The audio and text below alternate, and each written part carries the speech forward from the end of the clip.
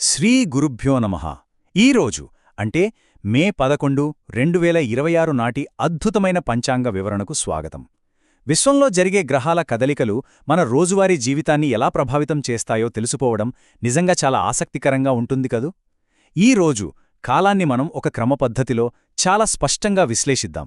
సరే, ఇక ఏమాత్రం ఆలస్యం చేయకుండా అసలు విషయంలోకి వెళ్దాం. ఈరోజు మనం చూడబోయే అంశాల క్రమం ఇలా ఉంటుంది.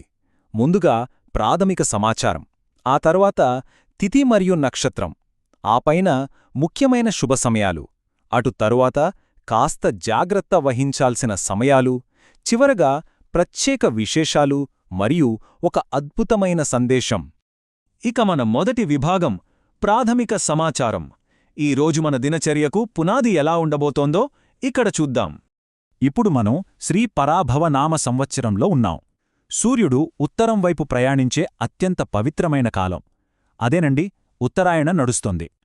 ప్రకృతి ఎంతో అందంగా చిగురించే వసంత ఋతువు కూడా ఇదే. మాసం పరంగా చూసుకుంటే ఇది వైశాఖమాసం, మరియు చంద్రుని కాంతి నెమ్మదిగా తగ్గుముఖం పట్టే బహుళపక్షంలో ఉన్నాం. ఈరోజు క్యాలెండర్ యొక్క మూల స్వభావం ఇదే.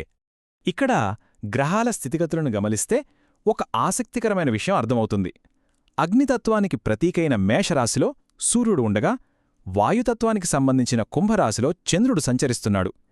ఈ రెండు గ్రహాల మధ్య ఉన్న ఈ అద్భుతమైన అమరిక ఆ రోజు వాతావరణంలో ఉండే మూలశక్తిని బలంగా నిర్ణయిస్తుంది.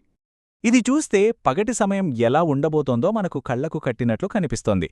ఉదయం 5:34 సూర్యోదయం జరుగుతోంది. అలాగే సాయంత్రం 6:18 సూర్యాస్తమయం అవుతోంది. ఈ సమయాలను దృష్టిలో పెట్టుకుని మన పనులను చక్కగా ప్లాన్ చేసుకోవచ్చు. సరే, ఇప్పుడు మన రెండవ విభాగంలోకి అడుగుపెడదాం. అదే పంచాంగం, అంటే రోజువారీ కాలాన్ని నిర్దేశించే 5 అంగాలు. ఇవి చాలా ముఖ్యమైన వివరాలు. కాస్త శ్రద్ధగా గమనిద్దాం. ఈరోజు ఉదయం 10:16 వరకు నవమి తిథి మరియు గరజకరణం ఉంటాయి. ఆ వెంటనే అంటే మధ్యాహ్నానికి ముందే దశమితిథి, వణిజకరణం మొదలవుతాయి. సాంప్రదాయంగా ఇందువాసరే అని పిలిచే సోమవారమిది. ఇక రాత్రి సమయాలను చూస్తే శతభిషం నక్షత్రం రాత్రి 8:55 వరకు, ఆ వెంటనే ఐంద్రయోగం రాత్రి 9:04 వరకు ఉంటాయి. ఇక మన మూడవ విభాగం రోజు మొత్తంలో అత్యంత అనుకూలమైన పాజిటివ్ ఎనర్జీతో నిండిన ముఖ్యమైన శుభ సమయాలు. ముందుగా అమృతకాలం గురించి మాట్లాడుకుందాం. ఇది రోజు మొత్తంలోనే అత్యంత పవిత్రమైన, దోషరహితమైన, అద్భుతమైన సమయం. అందుకే ఏవైనా ముఖ్యమైన నిర్ణయాలు తీసుకోవాలన్నా లేదా కొత్తగా ఏవైనా శుభకార్యాలు ప్రారంభించాలన్నా ఈ సమయం చాలా శ్రేష్టమైనదిగా చెబుతారు. మరి ఈరోజు ఆ అమృతకాలం ఎప్పుడుందంటే మధ్యాహ్నం 1:32 నుండి ప్రారంభమై 3:11 వరకు ఉంటుంది. అత్యంత కీలకమైన పనులను ఏమాత్రం సంకోచం లేకుండా ఈ సమయంలో ప్లాన్ చేసుకోవచ్చు. ఇది నిజంగా ఒక అద్భుతమైన విండో. ఇక నాలుగో విభాగం సానుకూల సమయాలు ఎలా ఉన్నాయో కాస్త జాగ్రత్తగా ఉంటూ పనులను వాయిదా వేసుకోవాల్సిన సమయాలు కూడా ఉంటాయి. అవేటో చూద్దాం. ఇప్పుడు ఈ సమయాలను మనం బ్లాక్స్లాగా సులభంగా ఎలా గుర్తుంచుకోవచ్చో చూద్దాం. ఉదయం 7:30 నుండి 9 వరకు రాహుకాలముంటే కాస్త గ్యాప్ ఇచ్చి ఉదయం 10:30 నుండి 12 వరకు యమగండం వస్తుంది.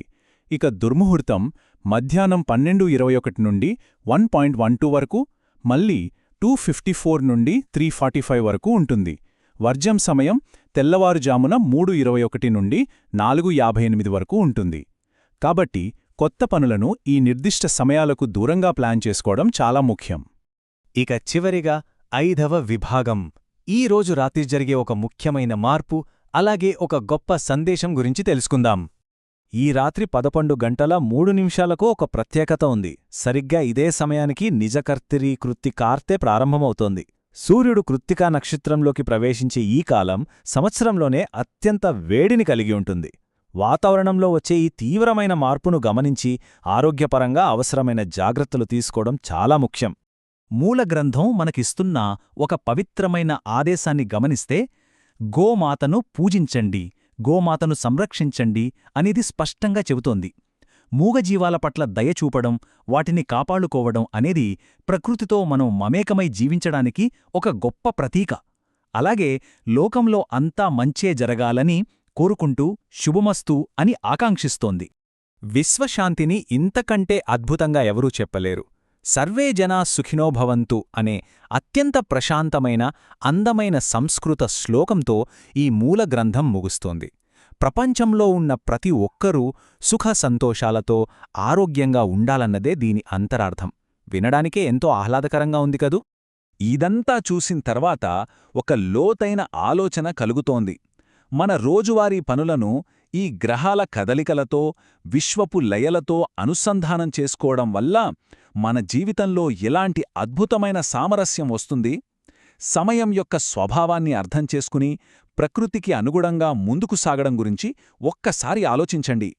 ఈ మంచి ఆలోచనతో ఈనాటి ఈ విశ్లేషణను ముగిద్దాం. మళ్ళీ మరొక ఆసక్తికరమైన సమాచారంతో కలుద్దాం.